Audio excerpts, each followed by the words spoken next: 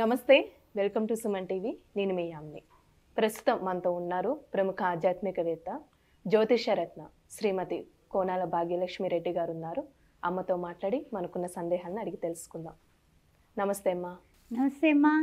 అమ్మ, మనకి నెల అమావాస్య రాబోతుంది. వైశాఖ అమావాస్య అంటారంట కదమ్మా. అయితే ఈ అమావాస్యకు ఉన్న ప్రాముఖ్యత ఏంటి? ఆ రోజు ఏ విధంగా చేసుకుంటే మంచిదంటారు? తెలియచేయండి. తప్పనిసరిగానమ్మా.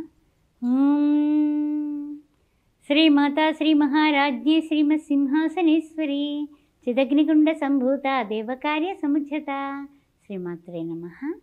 వైశాఖ శుద్ధ అమావాస్య రోజున శివానిల్ని పూజించడం అనేది చాలా శాస్త్రోక్తంగా ఉంటుంది. కారణం ఏమిటి అంటే కనుక ఈ ఈశ్వర తత్వానికి చెందినటువంటి ఈ వైశాఖ మాసంలోనే శంకరాచార్యులు జన్మించడం జరిగింది. వైశాఖ మాసం శంకరాచార్య జయంతి అయిపోయింది. అదేవిధంగా రామానుజాచార్యులు కూడా ఈ మాసంలోనే జన్మించారు. అసలు వైశాఖ మాసం అంటేనే గొప్ప విషయం. తర్వాత చూస్తే శివుడికి వైశాఖ మాసం అంటే చాలా ఇష్టమట. త్రిదళం త్రిగుణాకారం త్రినేత్రంచ త్రియాయుధం త్రిజన్మ పాప సంహారం ఏకబిల్వం శివార్పణం. అమావాస్య రోజున ఎవరైతే ఆ యొక్క బిల్వపత్రంతో పూజిస్తారో వాళ్ళకి కష్టాలు ఉండవు, నష్టాలు ఉండవు, ఏ బాధలు ఉండవు, అన్నీ తీరిపోతాయి. అది ఒక మంచి విషయం. తర్వాత బాగుంది, మరి ఏం చేయాలి అంటే అమావాస్య పూట రావి చెట్టుకి 108 ప్రదక్షిణాలు చేసి ఓపుకున్న వాళ్ళైతే, ఓపిక లేని వాళ్ళు వద్దు సుమా, అక్కడ రావి చెట్టు కింద చక్కగా దీపం వెలిగించి నువ్వుల నూనెతో మట్టి ప్రమిదలో 2 ప్రమిదలు పెట్టండి, దండం పెట్టుకొని ఆ యొక్క రావి చెట్టు చుట్టూ తిరిగేటప్పుడు మీ మనసులో ఏం కోరుకుందో నాకు తెలియదు కదా, అది మీరు అనుకోండి. అంటే కోరిక అనుకొని 108 సార్లు తిరగాలనుకో అనుకుంటూనే తిరగండి అంతే. ఇందువల్ల కాలాయ నమః, కాలాతీతాయ నమః, కాలస్వరూపాయ నమః పరమేశ్వరుడే. అందువల్ల ఆ బ్రహ్మ విష్ణు మహేశ్వర స్వరూపం రావి చెట్టు అంటే. అందుకని ఆ చివర ఉన్నటువంటి బ్రహ్మ, మధ్యలో ఉన్నటువంటి విష్ణు, మూలంలో ఉన్నటువంటి ఈశ్వరుడు అందరూ కూడా అక్కడే ఉన్నారు కాబట్టి ఆ పని చేసుకోవడం రెండవ రెమెడీ. సరే, ఇంకా వైశాఖ శుద్ధ అమావాస్య రోజున పితృతర్పణాలు ఎక్కువగా అమావాస్యకి చేస్తూ ఉంటారు కదా. అది అందువల్ల అంటే వైశాఖ శుద్ధ అమావాస్య ప్రాముఖ్యత ఏమిటంటే ఈ వైశాఖ శుద్ధ అమావాస్య 6వ తారీఖున వస్తుంది. పంచగృహ కూటమి అప్పుడే ఏర్పడుతుంది. అందువలన ఆ రోజు ఈ రోజుకి చాలా గొప్ప పబ్లిసిటీ అయిపోయింది.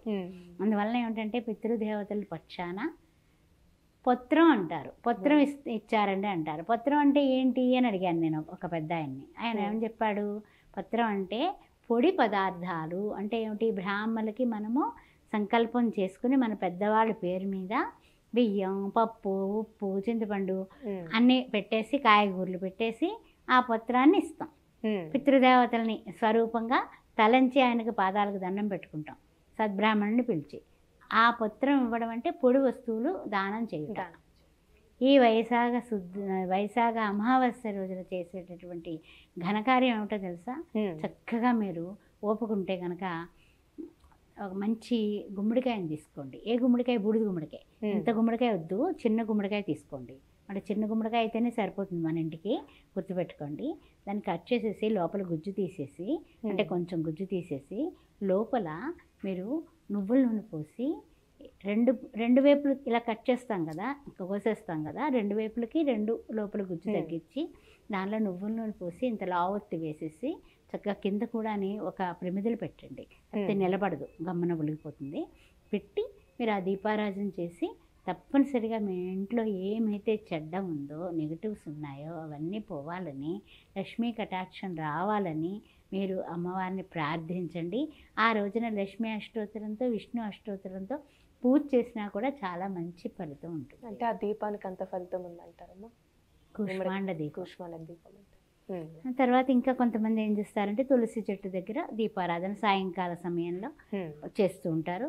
అదేవిధంగా ఆ రోజు మీకు కుదిరినంత వరకునండి, పేదవాళ్ళు ఎక్కడున్నారో చూసుకొని అన్నదానం, వస్త్రదానం, మామిడి పళ్ళు దానం, ఆ 3 ఏది మీ బడ్జెట్ అయితే అది.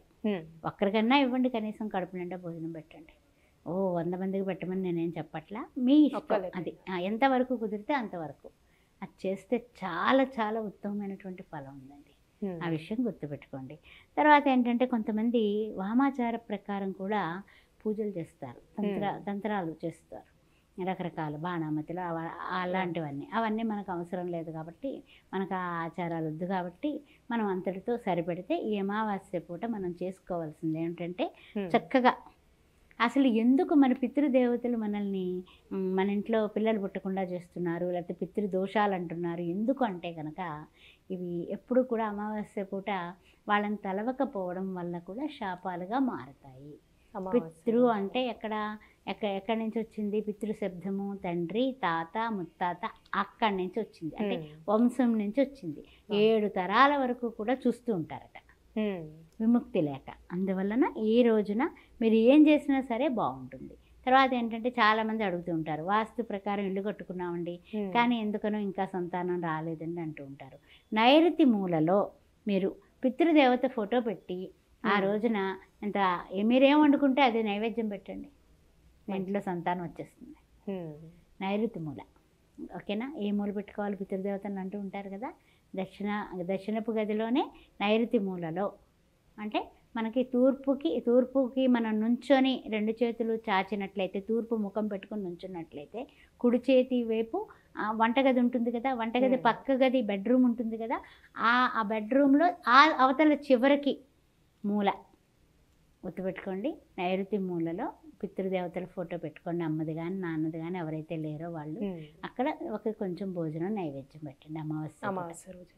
అయితే ఈ యొక్క అమావాస్య ఎప్పుడు వస్తుంది, వైశాఖ మాసం ఎప్పుడు వస్తుంది అని చాలామంది అంటూ ఉంటారు. వసంత ఋతువులో వచ్చింది కదండి, అంతా శుభాలే జరగాలి కదా అంటూ ఉంటారు.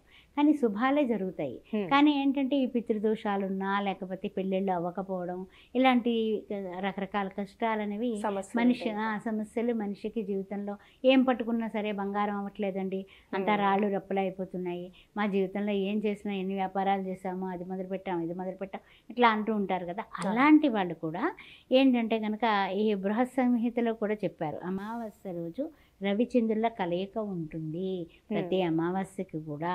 ఆ రోజున మీరు గొడుగులు కానీ చెప్పులు కానీ, ఆ తర్వాత గొడుగు చెప్పులు ఎందుకు అంటే కనుక శనిదేవుడు మనకి తలకాయ నొప్పి లేకుండా శని భగవానుడికి సమర్పిస్తున్నట్టు అన్నదానం కానీ అమావాస్య పూట. తర్వాత ఉదర కుండల అంటే ఏంటి, మంచి కుండ తీసుకొని దాని నిండా నీళ్లు వేసి ఉదకదానం అంటాం అనమాట. ఆ కుండ నిండా నీళ్ళు వేసి దానిలో పుట్టి నీళ్ళు ఇచ్చేస్తే కాదు, ఏదో పుచ్చుకుంటున్నారు కదా అని, దానిలో యాలకులు, దానిలో పచ్చకర్పూరం వేసి మొత్తం బ్రాహ్మడికి ఇచ్చి పండు తాంబూలం దక్షిణ పెట్టి ఆయన కాళ్ళకు దండం పెట్టినా మనము ఇంతవరకు పడేటటువంటి ఇబ్బందులు తగ్గడానికి అవకాశం కనపడుతుంది.